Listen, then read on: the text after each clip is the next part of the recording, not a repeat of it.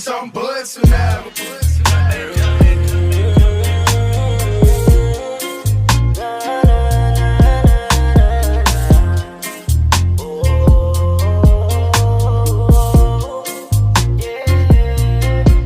Panahon ng kinalabasan, nung kami umangat, di nila matumbasan. Kayo na nga nauna, kaso nalagpasan. Di nyo na napansin, kami nasa una.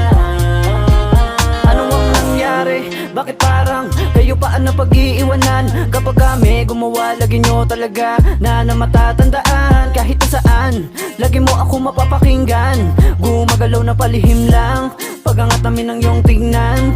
Walang paki kahit anong pintas. Ako ang katapat, di ka makaligtas. Tuloy sa pagbigkas, mga nilakara malabo masundan. Gusto nila silipin kaso lang natapan. Ang mga ginagawa namin, di ko di naakalain na ganun pala ang mangyayari. Panahon ng kinalabasan, nung kami umangat, di nila matumbasan. Kayo na nga nauna, kaso nalagpasan.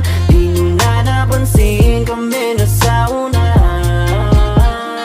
Unahan ba sa karera? Di mahalaga dito kung wala kang pera. Kung masipag ka naman may sa kabumenta, nakadepende niya sa'yo pag kinagat na masa. Huwag kang papatenga, buksan mo ang tenga. Makinig ka na ng beat, paikutin ang plaka. Mabagal, mabilis, Tagalog man yun o English. Ang importante dito ay sila iyong mapabilis.